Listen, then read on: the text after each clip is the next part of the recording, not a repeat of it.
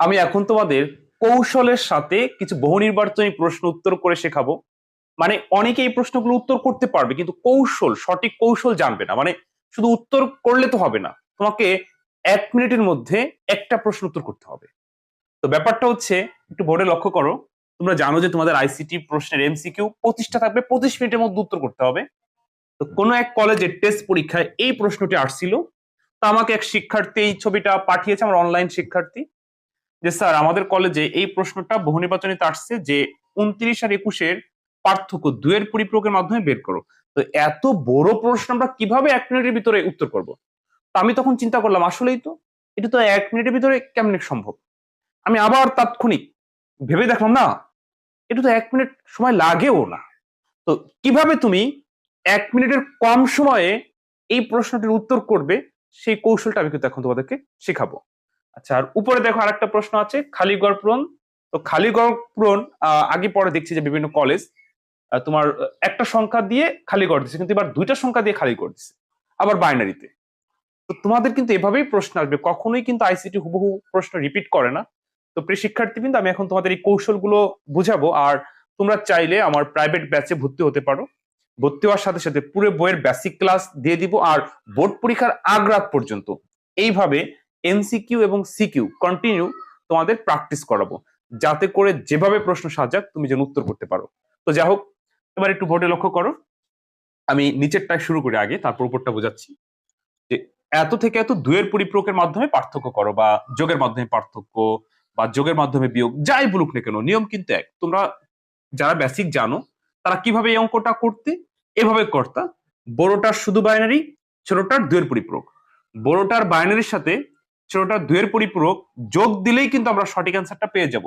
কিন্তু এখানে সময়ের ব্যাপার, একটু সময় লাগবে, তাই না? আচ্ছা, আমি এবার এইভাবে করাচ্ছি, তারপরে কিভাবে সময় ব্যয় না করে তুমি 2 সেকেন্ডের ভিতর উত্তরটা করবা, সেই একটা কৌশল শিখাই দিব। আচ্ছা, এবার দেখো, 29 আর হচ্ছে 21 দুইটাই দশমিকে আছে। আমরা যদি এটাকে বাইনারিতে নেই, 29কে আনঅফিসিয়াল আমি করে দিচ্ছি আর কি, ভাগ না করে বিটের সাহায্যে বের করে দিই। 1, 2, 4, 8, 16। তো 29 বানাতে 32 দরকার নাই, 29 বানাতে 16 আর 8 24 আর 4 28 আর 1 29, 2 লাগবে না। এটার বাইনারি পেয়ে গেলাম। এবার 21-এর বাইনারি যদি আমরা বের করি এই ভিট ধরেই, তাহলে কত হয়? 16 আর 4 20 আর 21, 2 লাগবে না, 8 লাগবে না, আমরা 21-এর বাইনারি পেয়ে গেলাম। এখানে 21 হচ্ছে ছোট, 21-এরটা 2 এর পরিপূরক করবো। তো আছে কয়টা? 5টা। 1 0 1 0 1, মানে 21-এর বাইনারি। তো সামনের বিটে যাওয়ার জন্য তোমাকে কয়টা শূন্য ব্যবহার করতে হবে? আরো 3টা। যদি কেউ প্রশ্ন করো স্যার কিভাবে এগুলো করতেছেন, তাহলে তার বেসিক আগে শিখতে হবে। এই জন্য তোমাদের কোর্স ভর্তি হওয়ার সাথে সাথে 10 ঘন্টার বেসিক ক্লাস দিয়ে দিব, পুরো বই কমপ্লিট। তারপর শুধু প্র্যাকটিস করতে পারবো। যা হোক, এবার দেখো, এটা হচ্ছে প্রকৃত মান। এটাকে উল্টালে আমরা একের পরিপূরক পেয়ে যাব। উল্টাইলাম, জাস্ট 0 থাকলে 1, 1 থাকলে 0, 0 থাকলে 1, 1 থাকলে 0। এবার এটার সাথে 1 যোগ দিলে, তোমরা সবাই জানো যে একের পরিপূরকের সাথে 1 যোগ দিলে 2 এর পরিপূরক পাওয়া যায়। তো যোগ দাও, 0 আর 1 যোগ করলে 1, আর যা আছে তাই। 0 1 0 1 1 1। এবার এই অংশ আর ওই যে 29-এর বাইনারি যোগ দিলেই কিন্তু আমরা সঠিক অ্যান্সার পেয়ে যাবো। আচ্ছা, এবার আমরা এটার সাথে যোগ দিই। তো যোগের ক্ষেত্রে যে কোনো একটা উপরে নিচে লিখলে কোনো সমস্যা নাই। এবার এটা যোগ দাও, 1 0 1 1 1। এবার আমরা এটাকে যোগ দিব বাইনারি নিয়মে। আচ্ছা, এবার যোগ দাও, 1 আর 1 2, 2 এর 0 হাতের 1, 1 আর 1 2, 2 এর 0 হাতের 1, 1 আর 1 2, 2 এর 0 হাতের 1, 1 আর 1 2, 2 আর 1 3, 3 এর 1 হাতের 1, 1 আর 1 2, 2 এর 0 হাতের 1, 1 আর 1 2, 2 এর 0 হাতের 1, 1 আর 1 2, 2 এর 0 হাতের 1, 1 আর 1 2, 2 এর 0 হাতের 1।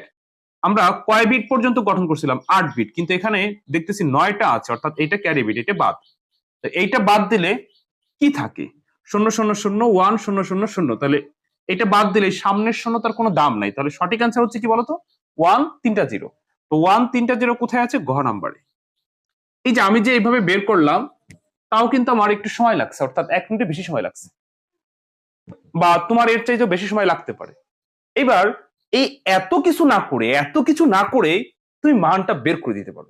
কিভাবে? কৌশল। আচ্ছা, এই যে হলো কৌশল। মনে করো আমি এইভাবে করে অ্যান্সারটা বের করলাম, যদি আমি এইভাবে না করে এই ঘ নাম্বারটা দাগাই দিতাম, বা ধরো তুমি এটা না বুঝে ঘ দাগাইয়ে চলে আসছো বাসায়, তোমাকে কি স্যার কেটে দিবে যাই তুমি আন্দাজে দাগাইছিলা কেন, তুমি আন্দাজে ঢিল মারছো কেন, হবে না। না, সঠিক হলেই হবে। তো সঠিক হলে যদি হয়েই যায় তাহলে আমরা এইভাবে করি আর সেইভাবে করি, এটা আমাদের ব্যক্তিগত ব্যাপার। আচ্ছা এবার আসো, 29 আর 21-এর পার্থক্য কত বলতো? 29 থেকে 21 বিয়োগ করলে কত হয়? 8। সেই 8 কে বাইনারি করলে 1000, মানে 8 কে যদি তুমি বাইনারি করো, এই যে 8 কে, এই যে 8 কে বাইনারি করো, শুধু 8, 4 লাগবে না, 2 লাগবে না, 1 লাগবে না, তাহলে অ্যান্সার হচ্ছে শেষ। 2 সেকেন্ড হয়ে গেল। বুঝছো বুঝছো মানে ব্যাপারটা কি? মানে তোমাকে 2 এর পরিপ্রয়োগের মাধ্যমে চাইছে, তুমি 2 এর পরিপ্রয়োগ করবা কেন? বউনি সৃজনশীলে করতাম, আমরা কিভাবে করি সেটা আমাদের ব্যাপার। তা আমরা 29 থেকে 21 বাদ দিব, পায়ে যায় 8, সেই 8 কে বাইনারি করলে অ্যান্সার পেয়ে গেল, হয়ে গেল।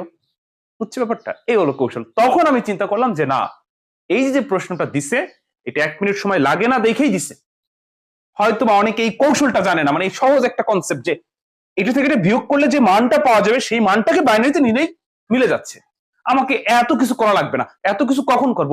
যখন বহু নির্বাচনী প্রশ্ন না এসে সৃজনশীল আসবে, তখন স্যারকে দেখাইতে হবে স্টেপ বাই স্টেপ। ঠিক আছে, বুঝতে পারছো? এই হলো কৌশল, এইভাবেই তোমাদের প্রশ্ন আসবে। আর এই কৌশলগুলো যখন তুমি একবার রপ্ত করতে পারবে, যখন এইগুলো বুঝার শিখবে, একবার প্রশ্ন ক্যাচ করতে পারবে, তখন যেভাবেই প্রশ্ন আসুক তুমি উত্তর করতে পারবে। এর জন্য প্রচুর পরিমাণে প্র্যাকটিস চালাতে হবে। আইসিটি কিন্তু হুবহু আসবে না, প্রিয় শিক্ষার্থীরা এখন থেকে সাবধান হয়ে যাও, হাতে কিন্তু সময় নাই। হাতে যে কয়দিন সময় আছে, 1-2 মাস 3 মাস যা আছে, এই 2024-এর পরীক্ষার্থী আছো বা 25-এর যারা পরীক্ষার্থী আছো, এখন থেকেই প্র্যাকটিস চালাও। আর আইসিটি নিয়ে যদি কোনো দুশ্চিন্তা থাকে, তোমরা আমার এই কোর্সটায় ভর্তি হয়ে দেখতে পারো। বিশ্বাস করো, আইসিটিতে কোনো সমস্যা না, ইনশাল্লাহ সর্বোচ্চ নাম্বার পাবে এবং শিখে বুঝে। আচ্ছা এবার উপরে প্রশ্নটা দেখো, বলছে এত যোগ খালি গড় সমান এত, এখানে বলছে যে অ্যান্সার কোনটা হবে।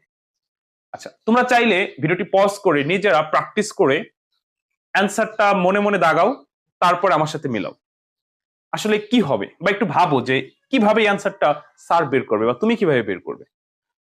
বাইনারিতে আছে, খালি ঘরটা পূরণ কত হবে, 4টা অপশন দেওয়া আছে, বলো তো কত হবে। তুমি একটু প্র্যাকটিসই করো না, হ্যাঁ ভিডিওটি পজ করে, আমি এখন করাই দিচ্ছি সমস্যা নাই, কিন্তু তুমি একটু নিজেই প্র্যাকটিস করো বা কমেন্টে জানাতে পারো স্যার আমি আপনারটা না দেখেই করেছি, আমার এত আসছিল, তারপর আপনারটা মিলাইছি, মিলছে বা মেলে নাই, কমেন্টে জানাতে পারো।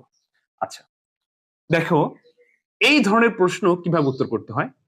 আচ্ছা এটা বাইনারিতে আছে, অনেকে এই বাইনারিতে থাকার কারণে বুঝতেই পারতেছো না এতক্ষণে, বা ভিডিওটি পজ করে ভুল হয়েছে বা সঠিক হয়েছে বা বোঝোই নেই। আচ্ছা এই জিনিসটাই আমি যদি একটু অন্যভাবে সাজাই লিখি, কিভাবে, আমি একটু নিচেরটা মুছে ফেলি, যেহেতু নিচেরটা তো দরকার নেই, নিচেরটা তো বুঝতে পারছো সবাই, তাই না? এটা মুছে ফেলাই, তাহলে তোমাদেরকে আমার বুঝাইতে সহজ হবে। হ্যাঁ, তো প্রিয় শিক্ষার্থীবৃন্দ, আইসিটি নিয়ে কোনো টেনশন করো না, আমি তোমাদের জন্য বোর্ড পরীক্ষা পর্যন্ত আছি। আর প্রাইভেট ব্যাচে ভর্তি হলে দীর্ঘ সময় আমি তোমাদের প্র্যাকটিস করাতে পারবো, এই আর কি। দেখো এই খালি গড়টা যদি আমি এইভাবে দিতাম দশমিকে, ধরো 7 যোগ 5 যোগ খালি ঘর সমান 15। এখন আমি যদি বলি যে এটা দশমিকে, দশমিক সংখ্যা পদ্ধতিতে এখানে কত হবে বলো তো, তোমার কিন্তু করা লাগতেছে না, তুমি বলে দিলা স্যার এখানে 3 হবে, 3 হবে, 3 হবে। এখন আমি যদি বলি যে তুমি এই 3টা বের করলা কিভাবে, তুমি দেখেই চিনে ফেলছো এখানে 3 হবে, কিন্তু 3টা বের করলা কিভাবে? এইভাবে করছো, 7 আর 5 আর 3 15 না, এইভাবে কিন্তু তুমি সবসময় ধরতে পারবে না। এখানে সঠিক নিয়মটা হচ্ছে, এই খালি ঘরটা যেহেতু আমরা জানি না, এটা গোপনীয় সংখ্যা, তাহলে এই গোপনীয় সংখ্যাটা বের করার নিয়ম, 7 আর 5 যোগ করলে কত হবে? 12। এই 15 থেকে এই 12টা বাদ দিলে 3 হবে, বিয়োগ করলে, তাহলে এই হচ্ছে সেই 3। তাহলে ঠিক সিস্টেমটা এক, এইটার এটা যোগ দিব, সেই যোগফলটা এই জায়গা থেকে বাদ দিলে আমরা সঠিক অ্যান্সারটা পেয়ে যাব। বুঝতে পারছো? বুঝতে পারছো? কিন্তু কিন্তু এটা তো দেখার সাথে তুমি চিনে ফেলাইছো, তুমি এখন বড় ক্লাসে পড়ো তাই চিনে ফেলাইছো, ক্যাচ করে ফেলছো। এইটাও একই নিয়ম, এই দুইটা আমরা যোগ দিব। আচ্ছা এবার তাহলে যোগ দেই, দেখি তো কি হয়। 1 আর 1 2, 2 এর 0, হাতে 1, 0 আর 1 যোগ করলে 1। আমি কি নিচে নিচে বসাই করবো না দেখা যাচ্ছে তোমাদের আবার বুঝতে সমস্যা হবে? দেখো আমি বসাই করি, 1 1 0 1 1 0 1, আমরা যোগ দিব বাইনারিতে। 1 আর 1 2 এর 0, হাতের 1, 0 0 1 যোগ করলে 1, হাতে নাই, 1 আর 1 2 এর 0, হাতের 1, 1 আর 1 2 এর 0, হাতের 1 বসে গেল। এবার এই সংখ্যাটা এটা থেকে বিয়োগ দিব, তাহলে কত কত আছে? 0 1 0.001। এখন বিয়োগ দিলে অ্যান্সারটা মিলে যাবে। তো 0 থেকে 0 বিয়োগ করলে 0, নিচে 1 উপরে 0, উপরে 0 ছোট, তাহলে বাইনারিতে আছে, তাহলে 1 আছে কত হলে 2 বলবো, 1 আছে কত হলে 2 হইলে 1 হয়। যখনই বেস সাপোর্ট দেয় উপরের ছোট সংখ্যাকে তখনই হাতে 1 থাকে। তো ঘটনাক্রমে এবার নিচে 1 উপরে 1, তো বিয়োগের সময় নিচে উপরে মিলে গেলে 0, নিচে উপরে মিলে গেলে 0, নিচে উপরে মিলে গেলে 0, বাইরে 0 বসে না। তো সঠিক অ্যান্সার হচ্ছে 10 খ। তাহলে এখানে হবে 10। দেখছো কিভাবে বের করলাম? অর্থাৎ এই দুইটাকে যোগ করে মোট যোগফল থেকে প্রথম আর দ্বিতীয় সংখ্যা বাদ দিলেই তৃতীয় সংখ্যা পাওয়া যাবে, স্বাভাবিক নিয়ম। কিন্তু প্রথমে প্রশ্ন ধরাটাই আসল বিষয়। এ কারণে তোমাকে প্রচুর পরিমাণে প্র্যাকটিস চালাতে হবে। তাহলে এই যে এইভাবে প্রশ্ন আসুক বা যেভাবে আসুক 100% তুমি পারবে। বিশ্বাস করো প্রিয় শিক্ষার্থী বিন্দু, তুমি যদি তুমি নিজেই লক্ষ্য করে দেখো, বা টেস্ট পেপার আর কয়েকদিন পরে তোমাদের 24 সালের পরীক্ষার্থীর জন্য টেস্ট পেপার বের হবে, দেখবা যে একটা কলেজের প্রশ্ন আরেকটা কলেজে বা একটা বোর্ডের প্রশ্ন আরেকটা বোর্ডে কখনোই হুবহু আসে নাই। হয়তোবা বোর্ডের প্রশ্নগুলো কিছু কিছু কলেজ কর্তৃপক্ষ সেটা হুবহু দেয়, অনেক ভালো মানের কলেজ তারা হুবহু প্রশ্ন করে না, তারা নিজেরা একটু ফিগার চেঞ্জ করে দেয়। তুমি এইভাবে যদি 100 প্রশ্ন মুখস্থ করো, তুমি ধরো 10টা কলেজের বহু নির্বাচনী মুখস্থ করছো ম্যাথ টাইপের, ওর একটাও আসবে না, হুবহু আসবে না, নিয়ম এক থাকবে, সংখ্যা পরিবর্তন হয়ে যাবে। তো যখনই সংখ্যা পরিবর্তন হয়ে যায় তখনই অনেক শিক্ষার্থী যারা যে মুখস্থ করে তারা পারে না, বলে যে কমন পড়ে নাই, এই করে নাই, সেই করে নাই। আসলে আইসিটি হুবহু কমন পড়ে না, বেসিক জানতে হয় আর প্রশ্নগুলো ক্যাচ করা শিখতে হয়। তো তোমাদের হাতে কিন্তু একেবারেই সময় কম। তোমাদের কথা চিন্তা করে আমি কোর্সটা চালু করেছি যে প্রত্যেক মাসেই নতুন নতুন ভর্তি নেই, তোমরা দ্রুত ভর্তি হয়ে যাও। বিশ্বাস করো আইসিটিতে কোনো সমস্যা না। ভর্তি হওয়ার সাথে সাথে, আমার এই কোর্সে ভর্তি হওয়ার সাথে সাথে তোমাদের পুরো বইয়ের বেসিক ক্লাস দিয়ে দিব 10 ঘন্টা। এখন 10 ঘন্টা তুমি চাইলে একদিনও দেখতে পারো, 2 দিনেও করতে পারো, 1 সপ্তাহেও করতে পারো, 10 দিনেও করতে পারো। সরি। তো 10 ঘন্টা কমপ্লিট করার পর তোমার বেসিক যখন স্ট্রং হয়ে যাবে, যখন বেসিক বোঝা শিখবে, তখন আমি লাইভে যখন তোমাদের সিকিউ এমসিকিউ প্র্যাকটিস করাবো, তখন আমি যাই বলি না কেন তুমি বুঝতে পারবে, ওই তোমার বেসিক জানা আছে। আর আইসিটির সৃজনশীল প্রশ্নের ক এবং খ হলো থিওরি টাইপের, এটা সাধারণত থিওরি টাইপের প্রশ্ন হয়ে থাকে। তো সেক্ষেত্রে আমি তোমাদের উত্তর সহ সাজেশন দিব 10-10টা করে করে, 8-10টা করে করে, যেগুলো পড়লে ইনশাল্লাহ কমন পড়বে।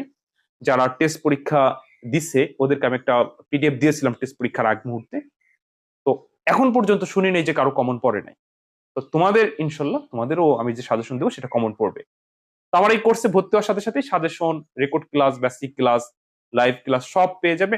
এর জন্য আর কোনো টাকা দিতে হবে না। বোর্ড পরীক্ষা পর্যন্ত যে যে সালের পরীক্ষার্থী হও না কেন, তুমি 24, 26 আর 25 বলে কোনো কথা নাই, তুমি এখনই ভর্তি হবা, আর বোর্ড পরীক্ষা পর্যন্ত আমি তোমাকে সময় দিব। তো আশা করি তোমরা আমার কথা বুঝতে পারছো। আর আইসিটি নিয়ে দুশ্চিন্তা একমাত্র সমাধান হচ্ছে এই কোর্সটি। ওকে, তো যাও, ভালো থেকো। অন্য কোনো দিন অন্য কোনো ভিডিওতে তোমাদের সাথে আবার কথা হবে। আসসালামু আলাইকুম।